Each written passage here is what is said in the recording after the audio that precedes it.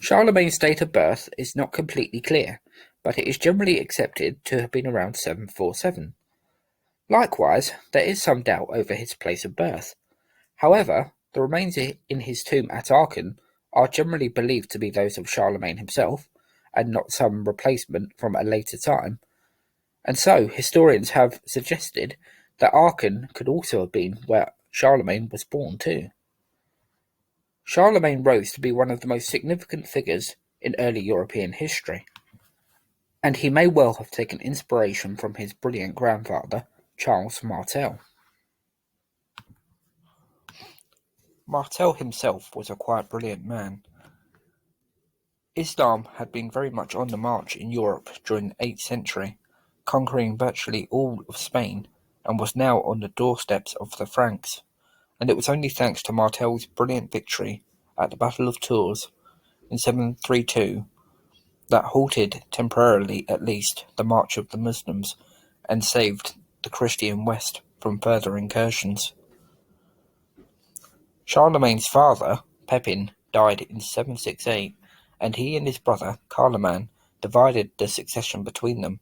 Carloman didn't last long, however, and he died just 2 years later, and Charlemagne was elevated to King of the Franks around 770.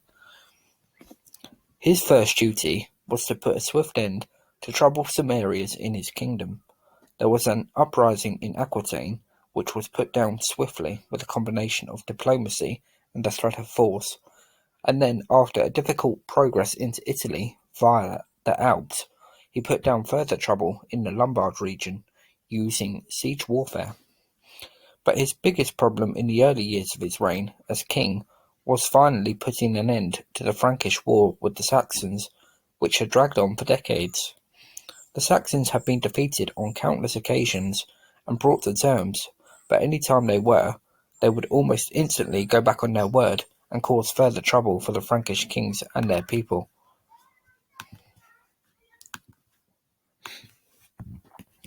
Charlemagne's dealings with the Saxons in Germany continued until the early 9th century, when he finally put an end to the war by splitting up the Saxon tribes and resettled them in different regions across his kingdom. It's worth mentioning here that although Charlemagne was a fantastic military leader, this did not mean he ignored his family, and indeed he was very close to his children and took them with him on campaigns. One of his sons, a son Pepin, named after Charlemagne's father, was allowed to lead a campaign against the Huns, which ended very successfully for Pepin and the Franks, and it left them with very little damage and set the Huns back considerably. Charlemagne's influence was widespread. He had diplomatic relations with King Offa, who reigned from 757 to 796 as King of the Mercians. With him he seemed to enjoy a good relationship, although Offa does seem to have overstepped the mark with the Frankish king when he proposed a marriage between his son and Charlemagne's daughter. This obviously irritated Charlemagne, who broke off ties in 790, although things were patched up enough for them to conclude a treaty in 795. And in what would have been one of the most extraordinary events in medieval history was when marriage was proposed to Charlemagne himself, and this offer came from the Byzantine Empress Irene. Irene was a self-serving and selfish woman. She had blinded her own son Constantine VI, which eventually killed him, and seized the imperial throne for herself. Marrying Charlemagne would have not only increased her prestige, but also secured her position, which would have been extremely vulnerable, as not only a murdering usurper, but as a woman as well. Ultimately, the match didn't happen, and Irene lost power in 802.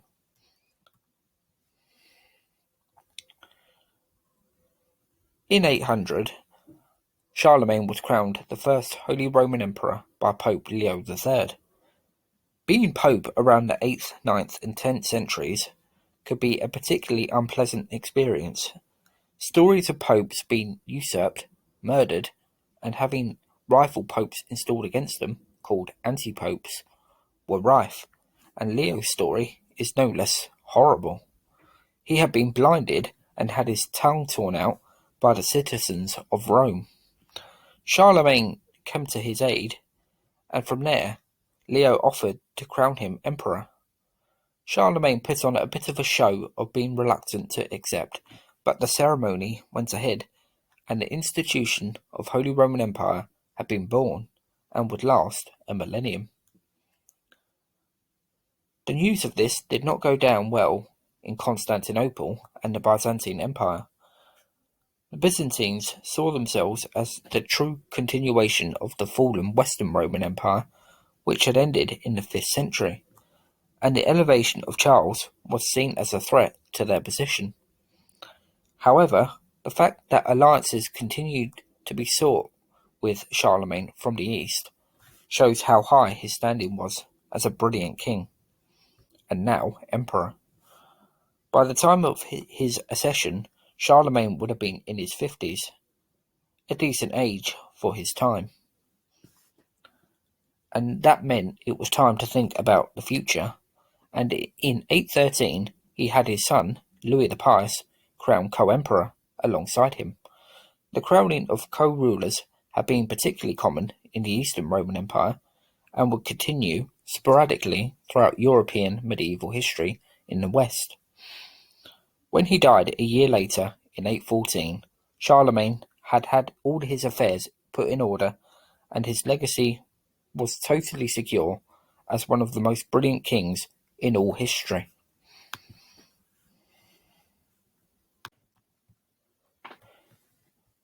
When Charlemagne died in 814, Louis the Pious had been in Aquitaine when the news had been brought to him that his father was dead and that he was now sole ruler.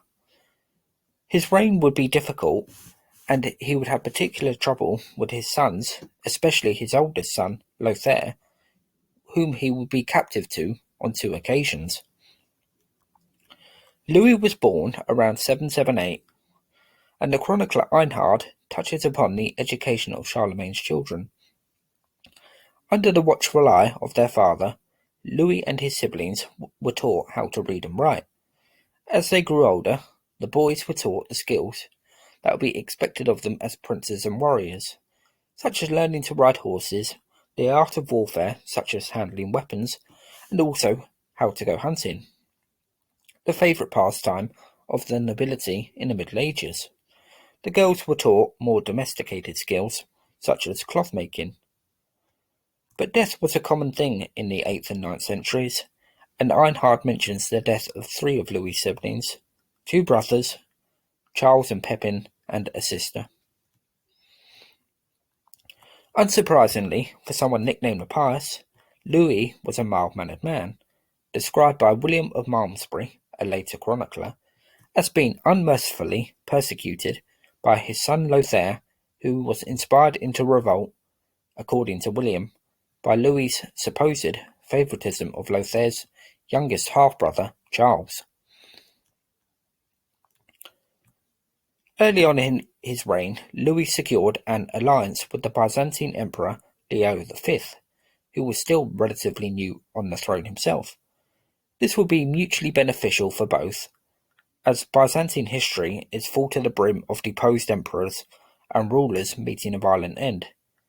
Securing a treaty between the two would secure their own positions. And relations between the East and West would not be easy throughout the centuries, so to secure a treaty for Louis and Leo was good for both. And things continued to go well for Louis. He obliged in helping 2 deposed Danish kings, and he received homage from nobility throughout his kingdom. His next port of call was Rome, where a plot had been uncovered against the Pope. The Pope had responded to his troubles by doing the righteous and merciful thing you might have expected of a Pope, and he decided to promptly kill all his enemies. Eventually, Louis managed to calm the situation down, but the papacy in the 9th century was always volatile, and a bit like the situation with the Byzantine emperors, popes were also very often opposed, sometimes deposed and occasionally met a very violent end indeed. In 816, Louis put down two further revolts, the first by the Slavs and the latter by the Basques. The latter had been infuriated by Louis's removal of their corrupt ruler, but Louis successfully put down their rebellion.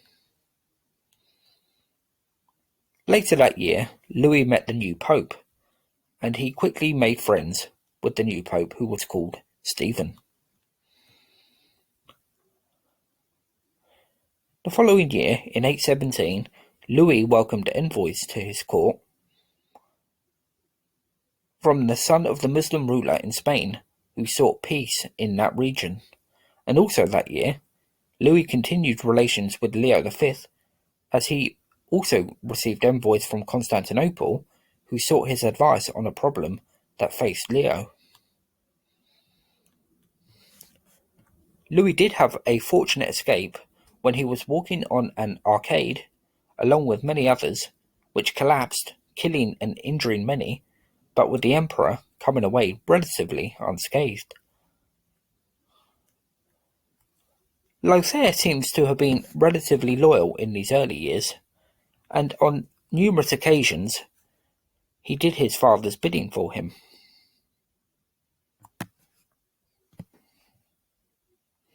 In 823, Lothair was married to the daughter of the Count of Tours, before he was sent by his father to Worms, and then he went into Italy, where he established new laws which obviously gained the approval of Louis the Pious, who then sent a nobleman to enforce them. So at this stage, Lothair can be described as a good son. In 830, matters would turn against Louis though. Whether Lothair had been fully loyal and felt genuinely aggrieved at something, or whether he now, at the age of about 35, felt he had an opportunity to seize full control, is difficult to say. But to me, Lothair seems to have manufactured an uprising to suit his own ends, and it seems to have also suited two of his other brothers, Pepin and Louis, who rose in revolt also.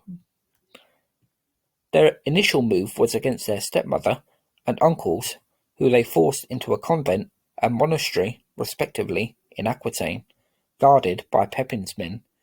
Next, they took their father and brother prisoner, albeit in kinder conditions, with them even sending monks to keep Charles, at that time aged around 7, company, and possibly hoped that the monks would influence Charles enough to take a religious life. That didn't happen, however, and he too would become Holy Roman Emperor later on. However, the deposition of Louis was not successful, and Lothair's governance can only be described as shocking. Louis was quickly restored to oversee matters. Chastised, Lothair had seen his followers who helped him with his coup either executed or exiled, and he was once more sent to Italy to do his father's bidding. But the situation kicked off again in 833, when Louis, through what can be described as pretty poor judgment in the circumstances, took Aquitaine off Pepin and gave it to Charles. This gave Lothair and his brothers the excuse they needed to rebel against their father, and once again Louis the Pious and Charles found themselves prisoner.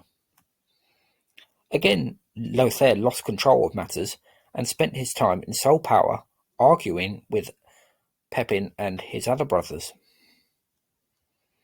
and other members of his following. So Louis and Charles were once more released, and Lothair did a runner. Acting more sensibly this time, Louis the Pious accepted Pepin's homage when he came back to his father and restored to him Aquitaine. Lothair, though, continued to revolt up until the middle of 834, when eventually he saw he didn't have enough backing, and the nobility had evidently grown fed up of him. When Louis died in 840, he must have been a tired and weary man. He would have been aged around 62 at the time of his death, a very good age for the 9th century. Troublesome sons was not an uncommon matter in the early Middle Ages, or throughout the entire medieval period, in fact. Louis had demonstrated good diplomatic skills and kept good control of his kingdom for over 15 years, but to be deposed twice does show that he was a little bit weak in certain areas, and those areas happened to be his sons. But perhaps we can't be too hard on Louis, as the headstrong Lothair would continue to quarrel with his brothers after Louis had died and he had succeeded.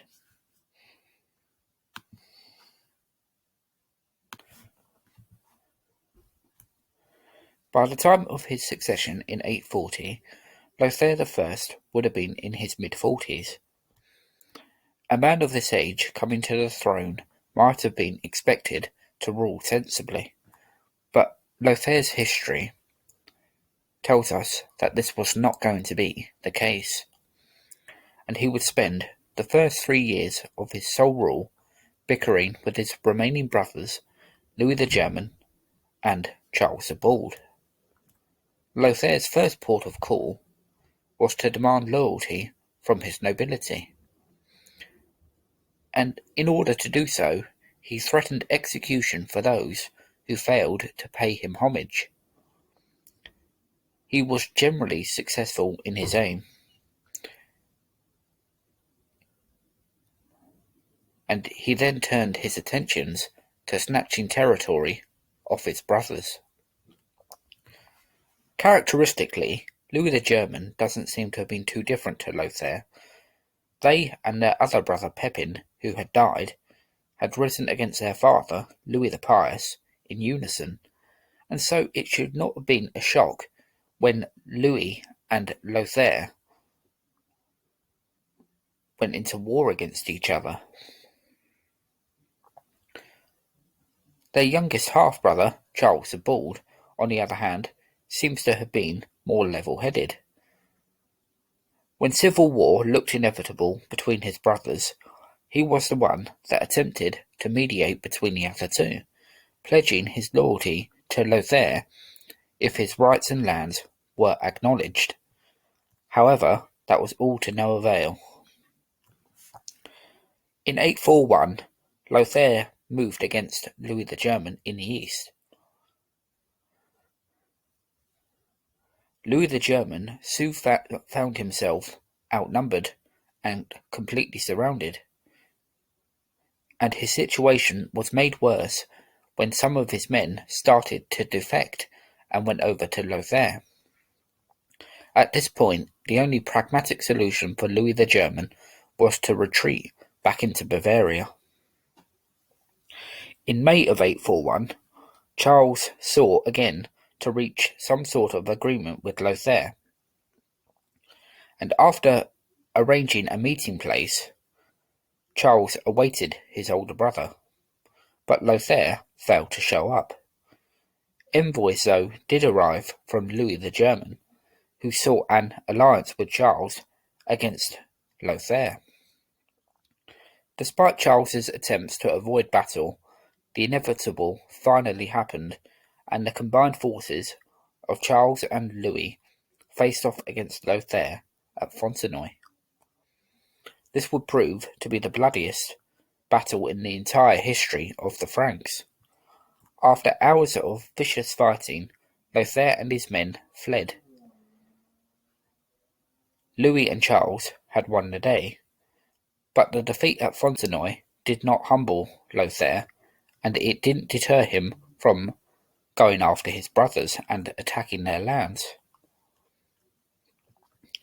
Fontenoy, although it had been a military success for Louis and Charles, had changed very little politically.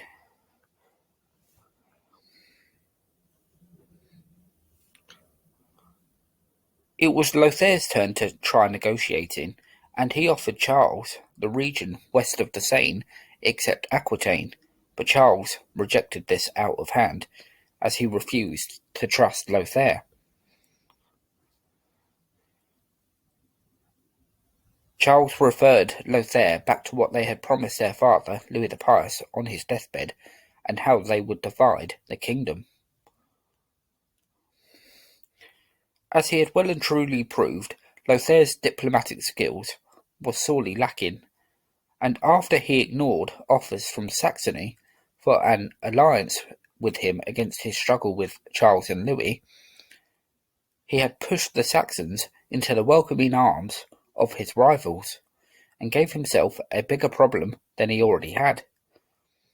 The tide seems to have been turning against Lothair, and he narrowly escaped capture when he had to make a hasty retreat from Sinzig, and he left Francia altogether. In 843, the unrest was finally put to bed with the Treaty of Verdun. Lothair continued as King of Middle Francia and was made Holy Roman Emperor. Louis the German became king in the east, while Charles was confirmed king over the west, and he was also overlord of their nephew Pepin, who received Aquitaine. After the agreement was reached, the three went their separate ways. In 844, Lothair sought to ensure that as Holy Roman Emperor, the right to choose the next pope would be his, and he sent diplomats to the current pope to lay down the law, and this went well for Lothair. The following year of 845, disaster befell Charles in the west as the Vikings sailed up the River Seine and attacked Paris and sacked it under the leadership of Ragnar Lothbrok. The Vikings were only appeased after they had received a substantial payoff from Charles, but that would not keep them away forever. In 848, there were problems in Italy. The king there was Lothair's son, Louis II, and he was struggling to keep out Muslim invaders. It got so bad that Lothair had to intervene on behalf of his son and sent in some of his own forces. In keeping with what was becoming tradition, Lothair had his son Louis crowned co-emperor by Pope Leo IV. This would have been a big boost to Louis's morale, given that the challenges he was facing in Italy, and also in the empire as a whole. Lothair now resorted to a similar tactic that Charles had employed against the Danish invaders, and he tried to bribe them. This time, though, instead of making financial offers, he offered them land to settle in, which in the following century would occur again when Normandy would be given to the Danes. With relations now better between Charles and Lothair, the one remaining family member to still be causing grief was Pepin, their nephew. And after Charles had held discussions with Lothair, he put down Pepin's rebellions and had him sent off to a monastery. In 853, Lothair became godfather to Charles's daughter, a sign of their continuing improving relationship. In autumn of 855, sensing that death was coming for him, Lothair entered a monastery and took on the life of a monk. When he died in late September of 855, he must have been a weary man. He was aged about 60 and had seen a lot of despair and trouble in Europe, a lot of which he had caused himself. Repeated rebellions and fallings out with his father and brothers distracted him from his duty of governance. Lothair had spent too much of his life trying to overreach himself and make himself too powerful. However, after the Treaty of Verdun, he seems to have become a slightly better ruler, using diplomacy better. It is unfortunate for him that his time as emperor coincided with the Viking raids becoming stronger and more devastating, and it's because of this that Lothair I has largely been forgotten. Louis II, son of Lothair I, was crowned King of Italy in 844 and crowned co-emperor in 850 before becoming sole emperor in 855. Louis's crowning as King of Italy came about after negotiations with Pope Sergius II, as Lothair I sought to assert imperial authority over the papacy. The negotiations held by Louis with the Pope were successful, and he was now a king himself. In 846, Louis's new kingdom came under attack, with Muslim invaders making it as far as Rome, and the danger proved to be so real that Lothair I had to intervene on behalf of his son and sent some of his own forces into Italy, where they defeated the Muslims. Louis then attempted to follow up on this success by defeating the Muslims himself, but he was defeated and he narrowly escaped capture. This was an ignominious and embarrassing start for a young king. Were it not for his father's earlier help, the situation could have been far worse for Louis. His crowning as co-emperor in 850 would have boosted Louis's morale and prestige. This was something he desperately needed, as his authority sustained another blow in 852, when Louis was advised to pull back from a siege that he had looked like being successful in. Louis was attempting to recapture Benevento, which was held by the Muslims, when he was given the bad advice. The time and effort he and his men had put into the siege had completely gone to waste, and it was entirely Louis's fault. In 855, Lothair I, Louis's father, died, and Louis was now Holy Roman Emperor. Europe in the late 850s was nothing but chaos. Not only the threat of attacks from outside enemies, but also internal enemies threatened to tear the empire apart. Infighting, notably between Charles the Bald and Louis the German, was threatening to cause great divisions. The two had been on the same side in their dispute with Lothair, but they now faced off against each other. Intermittent peace talks took place, but their constant squabbling thwarted any hopes of a successful, sustained, and more forceful response to Viking attacks. This was a difficult time to be a ruler, and Louis found that out himself in 861 when his own citizens turned against him. It may well be they were frustrated by Louis's poor start to his reign and how he dealt with the Muslim invasions, and perhaps the king himself was pent up with anger as he retaliated brutally against the rebels, cutting them down with fire and sword.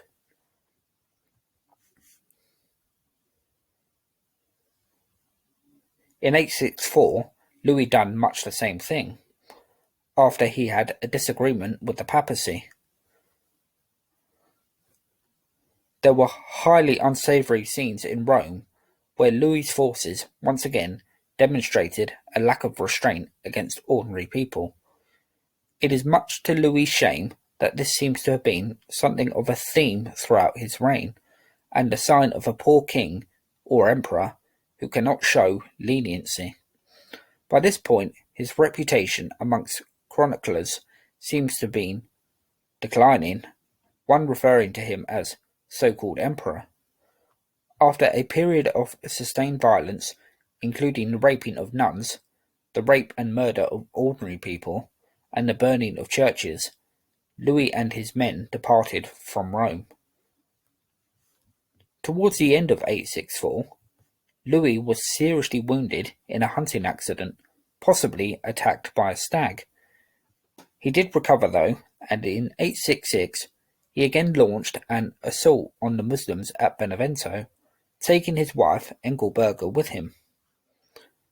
This time it proved altogether more successful, and Louis had made a brilliant capture, and which was undoubtedly the highlight of his career as emperor.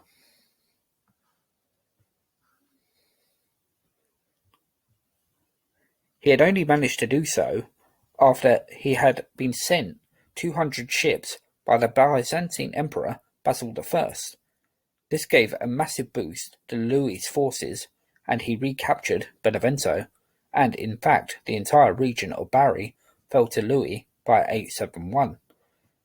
That same year, Louis found himself on the receiving end of a plot against him, after he had sent a rival of his wife into exile. A night attack had been planned, but Louis escaped, and the Beneventan rebels were brought to terms. Despite this, the man behind the plot continued to be a thorn in the side of Louis, as he avoided capture. In 875, Louis died aged about 50. His reign had not been an easy one. As I mentioned, 9th century Europe was a volatile place for any king or emperor, capable or otherwise. Louis had shown that he was capable of strong military leadership and diplomatic skills in his recapture of Bari and his dealings with the Byzantine emperor, but he had also shown that he could be vicious, petulant, and this was not a good trait in any emperor. Given I've already mentioned quite a good deal about Charles the Bald during my piece on Lothair, I'm not going to go into too much detail here about his relationship with Lothair and Louis the German. What I will talk about is some of the other aspects of Charles's life that caused him great difficulty.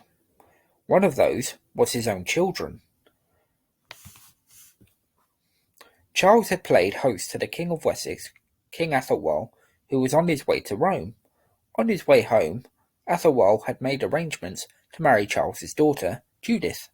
Through this marriage, Judith became stepmother to Alfred the Great. Judith married again after Athelwald's death, this time to King Athelbald. When Athelbald died not long after that marriage, she returned to her father, but much to Charles's dismay, had absconded from him and ran off with a certain Count Baldwin. Another one of Charles's children, a son called Louis, known as the Stammerer, also gave him great difficulty. He was born in about 845, and Charles had him married to a nobleman's daughter in about 856. That particular nobleman had given Charles real trouble also, and the marriage stabilized matters in that regard. But Louis the Stammerer, as he reached manhood, began to listen to bad advice, and openly rebelled against his father, laying waste to the county of Anjou and attacking forces loyal to Charles. His uprising was eventually seen off, and Louis was eventually brought back to the fold. Unfortunately for Charles, there was further heartache when one of his sons, also called Charles, was accidentally killed during some horseplay after a day of hunting. His death is described quite graphically, with a blade penetrating his brain. Charles's queen, a woman by the name of Ermentrude, died in 869. She was well regarded by her contemporaries, and also seemingly by her husband, who had her involved in a number of charters. Such was life in the 800s, even for royalty. Death and disaster was never far away, and Charles had his fair share. After 843, when the Treaty of Verdun was agreed, relations between Lothair and Charles the Bald, as I mentioned earlier, improved greatly. But Charles's relationship with Louis the German had gone the other way, and Louis the German would remain troublesome throughout Charles's lifetime. When Charles, in 873, went into Italy to claim the title of Holy Roman Emperor, Louis, on 3 occasions, attempted to thwart him. He used his own sons to try and thwart Charles the Bald. However, Charles saw off the threats and was crowned eventually on 875. He was crowned exactly 75 years to the day that Charlemagne had been crowned, on Christmas Day 800. In late 876, Charles fell gravely ill, to the point where it was expected that he would die. He recovered enough to make long journeys throughout his kingdom, but would develop another fever in 877, and this one would be fatal. A chronicler speculates that he was poisoned by a Jewish doctor who he also claims Charles was extremely fond of.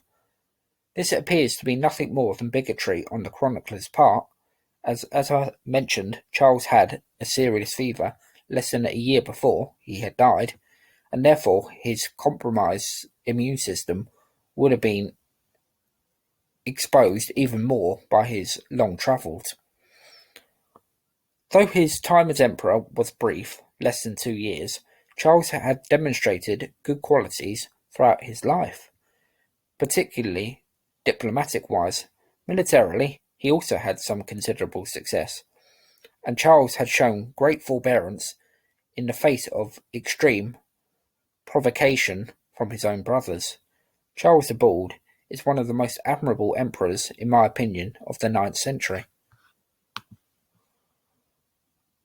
Charles the Fat was born in 839, the son of Louis the German, but he does not seem to have become anything like a political player until the 870s, when he sacked West Francia alongside his father, Louis the German. In 876, Louis the German died, and the succession was divided between his three sons, Charles the Fat, Carloman, and Louis the Younger. By 876, Charles the Fat appeared to be in poor health, as he held talks with his brother Louis the Younger. Militarily, matters appeared to be taken care of by Louis and Carloman, the latter currently engaged in battle with the Wends, rather than by Charles himself. The following year, it was Carloman's turn to fall ill, with it even being said that he was bedbound for up to a year. Carloman's health continued to decline, and he eventually died of a stroke in 880. By this point, Louis the Younger was the most proactive in government. Whether he was still afflicted with his previous illness or not, Charles did make a move in 879 and took Lombardy. In 881, he joined in attacking Vienne to put down a rebellion there, before he secured his coronation as emperor from Pope John VIII. Like Charles the Bald and Charlemagne before him, he was also crowned emperor on Christmas Day. In 882, Charles's remaining brother, Louis the Younger, died. That same year, Charles decided to take up arms against the Vikings. Eventually, he had to resort to peace, and the leader of the Viking army was baptized. In 884, Charles became king of West Francia. One of Charles's biggest problems was that he failed to produce an heir. Was his health a factor? Quite probably. He did manage to produce one boy from a relationship with a mistress, but his attempts to make that boy his heir failed. Through the 880s, his health went into rapid decline, and so did his empire. Through a combination of his bad health and the ambitions of his nephew Arnulf of Carinthia, Charles was eventually deposed in 887, and the following year he died. Charles is one of the most difficult emperors to sum up. In this story of the Holy Roman Empire, there are definitely characters made of sterner stuff than Charles the Fat, men who claimed, or at least attempted to, establish authority from a young age. Charles the Fat never really did that, and in fact he was even overlooked by Louis the German for military campaigns, even when he was in his 20s. And even as he grew older than that, there is a distinct lack of leadership and ruthlessness. From the late 870s, in his defence, his health really was in a bad way, and that certainly hindered him. For what it's worth, there is nothing to suggest that he was fat, and that nickname only seems to have come much later on. So his health is unlikely to have been influenced by his size. Ultimately, Charles the Fat is probably the most unremarkable of the 9th century Holy Roman emperors, and one of the most unremarkable men in the history of the Holy Roman Empire. After Arnulf of Carinthia had deposed Charles the Fat from power and sent him into effective exile, he was now left to try and establish power for himself. But he did not achieve total power. He did succeed as king of East Francia, but he did not become emperor himself, as may have been expected, at least not immediately. In fact, the men who had come over to Arnulf when he had decided to remove the ailing Charles from power had completely deserted Arnulf. In fact, the different regions of the empire decided to elect their own rulers. In Italy, there was contention as two separate kings were declared, Berengar and Guy of Spoleto. As always with contested crowns, this inevitably led to trouble, and after a period of bloodshed, Guy eventually won out, and Berengar was driven from Italy. Guy became king of Italy in 889, although Berengar would be back. In West Francia, the citizens there elected a man by the name of Otto as their king. His election was made official after Arnulf was informed, and he duly gave his consent. Arnulf was the main power in the empire at the time. Otto would be succeeded in West Francia by Charles the Simple. In 896, Arnulf marched into Italy, where he would eventually be crowned emperor. The ruler in Italy at that time was Lambert, son of Guy of Spoleto. Lambert had been crowned king of Italy when his father was made emperor in 891. Guy and Pope Formosus were not on good terms, but Guy did manage to get the Pope to crown Lambert co-emperor in 892. Guy's actual power was extremely limited, and he died in 894, whilst Lambert was now left to try and fend off Arnulf by himself. After just about clinging on to power in Italy, Lambert made a poor decision. Whilst away from Rome, he had left his own mother to guard the city with a sizable force. Her and her army appeared to not put up much of a fight as Arnulf marched into Italy and onto Rome. It was there that he was crowned by Pope Formosus. However, after his apparent triumph, Arnulf came down with what was a serious illness, which, according to the chronicles at the time, was said to have gripped him for a long time. It has been suggested that he had a stroke. After that stroke, Arnulf's health, unsurprisingly, continued to get worse, and he is believed to have suffered from some highly unpleasant illnesses which I will not describe here. He eventually died in 899. Because of Arnulf's ill health, Lambert had just about managed to retain power, but he didn't retain it for long either. After dealing with a rebellion against him, which had been led by the same Berengar who had been defeated by Lambert's father Guy over a decade prior, Lambert himself was assassinated. It's hard to judge the legacy of these men. Certainly Guy of Spoleto accomplished little. Arnulf seems to have been militarily capable, but his path to power had been born through treachery towards his own uncle, even though it may have been for the greater good, and he died before he could truly establish a lasting legacy. As for Lambert, he too had his moments militarily, but like Arnulf, his life was ended prematurely, possibly when he wasn't even older than 18. It's largely due to factors such as these that the emperors in the 9th century have largely been forgotten about, apart from the most obvious one, Charlemagne.